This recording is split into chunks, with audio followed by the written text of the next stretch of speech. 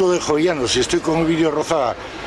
Buenas noches. Pues muy buenas noches, Camaronín. ¿Qué te digo yo? A ver, dime, ¿qué pasa con estas elecciones? ¿Cómo ves los partidos? ¿Cómo ves a Podemos en este caso? Bueno, yo creo que para valorar eso, y teniendo en cuenta que venimos de un proceso en el cual ese cambio ya no es una posibilidad, sino que fue una realidad, porque en buena medida el cambio se materializó ya en las elecciones municipales, cuando se consiguió que fuerzas de ruptura, que fuerzas transformadoras desbancasen a los partidos del régimen al frente de los principales ayuntamientos en España, en el caso de Oviedo, y que sobre todo se desplazase al PSOE como segunda fuerza en esas ciudades, las principales ciudades, y en un montón de ciudades medianas. Con respecto a las elecciones que nos ocupa, la última tanda de encuestas lo que demuestra es, cuando se analizan las encuestas como tendencia, vamos más allá de los titulares y vamos más allá de la cocina, y particularmente en lo que respecta a la última encuesta conocida, que es la del CIS, la principal encuesta que se hace en este país, con una base demoscópica potente. Bueno, pues cuando nos vamos a las tripas de esa encuesta y tenemos en cuenta datos como la intención directa de voto, los diferentes multiplicadores que se asignan a los partidos, yo creo que lo que se puede concluir es un estancamiento de Ciudadanos, que apenas sube en intención directa de voto en las últimas semanas, y un retroceso importante del Partido Socialista. El PP parece que tiene una base sólida, una base que podríamos estimar entre el 25 y el 27%, lo que ocurre que es una base que fundamentalmente, a lo que parece, se compone de gente de más de 65 años, un tramo de edad muy elevado, y es gente de zonas rurales. Es decir, que lo que ocurre hoy en España realmente es que hubo un proceso de ruptura social, de ruptura sociológico, pero que fue muy acusado en las grandes ciudades, lo cual recuerda de alguna manera a lo que ocurrió en vísperas de la proclamación de la Segunda República, en aquellas elecciones del año 31, cuando se intenta restablecer la Constitución de la Restauración después de la dictablanda de Berenguer y del almirante Aznar, y ocurre que ganan las fuerzas rupturistas en las grandes ciudades, y que sin embargo en los entornos rurales hay unas inercias del periodo anterior. Parece que eso vuelve a ocurrir aquí, salvando evidentemente las distancias entre otros periodos históricos, pero en definitiva sí que hay elementos para pensar en que hay en marcha un cambio político que se va a dar a medio plazo y que va a requerir que ese cambio no se circunscriba a una mera toma de posiciones institucional, sino a la capacidad de operar un proceso de desborde, y que seamos capaces de generar un tejido social alternativo y de generar una serie de elementos de contracultura. En lo que respecta a Podemos, lo que revelan también todas esas encuestas, consideradas, insisto, no aisladamente, sino como tendencia, que es como hay que considerar las encuestas,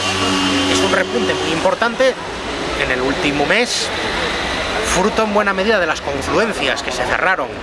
en las comunidades históricas, bueno, las llamadas comunidades históricas, como si Asturias no lo fuera a su vez, pero el cierre de las alianzas con Barcelona en Común, con la gente de Compromís en Valencia y con las mareas en Galicia. El resultado de esas alianzas, unido a una subida que ya de por sí experimenta Podemos, porque tenemos que tener en cuenta que el CIS aquí jugó con una estrategia de marketing que fue disgregar los diferentes resultados de Podemos y de sus alianzas, cosa, por cierto, que no se hace ni con el PP, que también va en coalición con el PAR en Aragón, va aquí en coalición con Foro, y con UPN en Navarra. Sin embargo, al PP no se le disgregan los resultados, y tampoco se hace con el PSOE, que tiene una coalición sellada en Canarias, y al que a lo mejor también habría que considerar como un partido aparte, o como al menos una fuerza con características propias, el PSC. Entonces tratan de jugar al engaño con eso y nos presentan, bueno, pues un Podemos que en solitario estaría en un 9,9 de estimación de voto. También, insisto, hay que ver cómo es la traslación de la cocina, porque si nos vamos a la intención directa de voto, resulta que a Ciudadanos, con una subida pequeñísima de décimas de intención directa de voto en este mes, le dan en estimación, sin embargo, un ascenso de casi 4 puntos y pico, casi como el de Podemos, en tanto que Podemos sube bastante y se coloca por delante de Ciudadanos en la media nacional. Eso hay que tenerlo presente. En estimación directa, en intención directa de voto, Podemos en este momento adelantó a Ciudadanos de nuevo. Y además en Asturias somos la segunda fuerza en intención directa de voto. Considerando otros resultados, hay elementos que son esperanzadores, aunque tampoco hay que lanzar las campanas al vuelo y sigue habiendo un número muy importante de indecisos.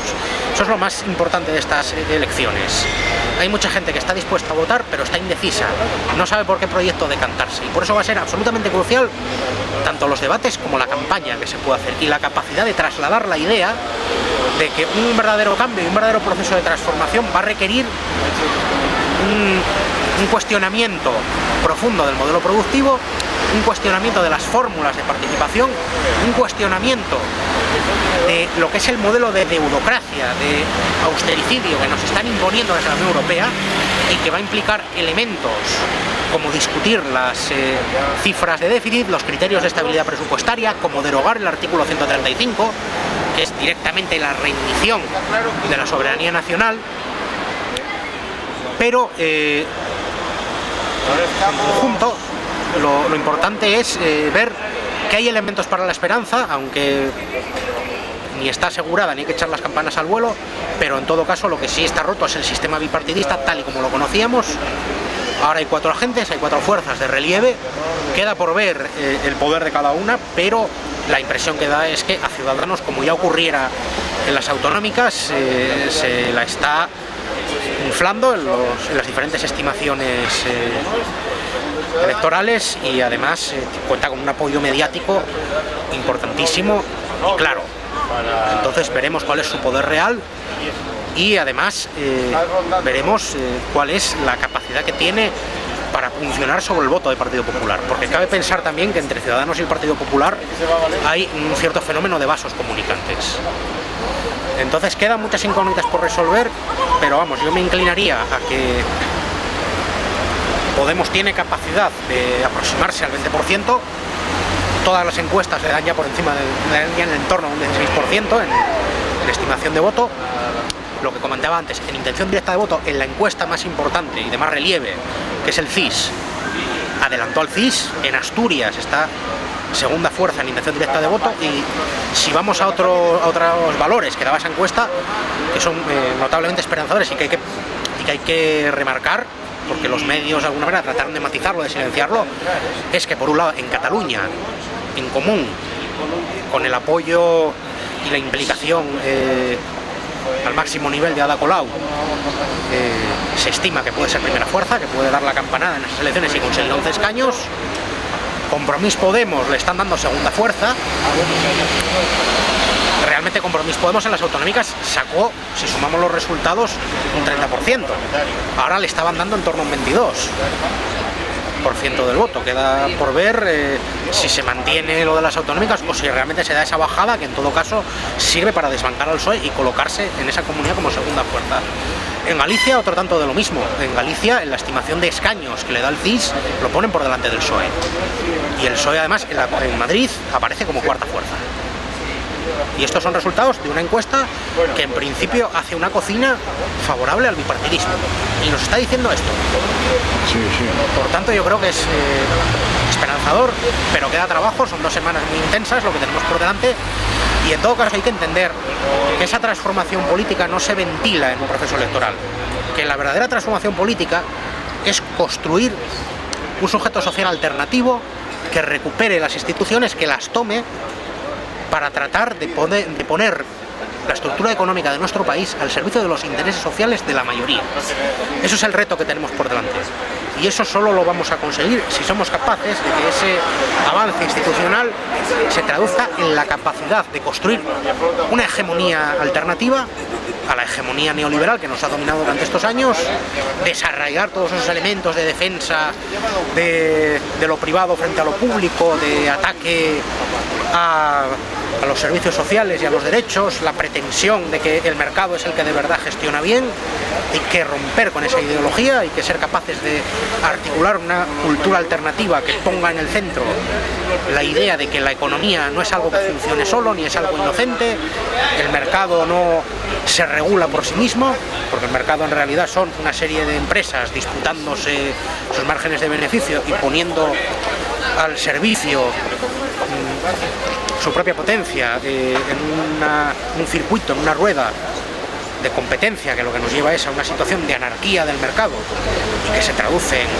en oligopolios, que se traduce en pérdida de derechos, y que la única manera de domesticar eso, la única manera de ponerle coto a eso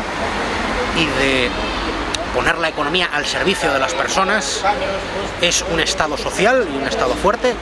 que intervenga directamente en la economía y que recupere el control de los servicios esenciales. Eso es el objetivo que nos tenemos que marcar a largo plazo, y eso es algo que va a ser el reto para la próxima legislatura y para la próxima década. Eso es el reto que determinará si somos capaces de recuperar este país para la gente, o seguiremos teniendo un país al servicio de los poderosos y al servicio del poder financiero que rige los destinos de Europa. Ovidio, gracias. Pues gracias a ti por darme este espacio. Gracias. Y hasta la próxima. Gracias.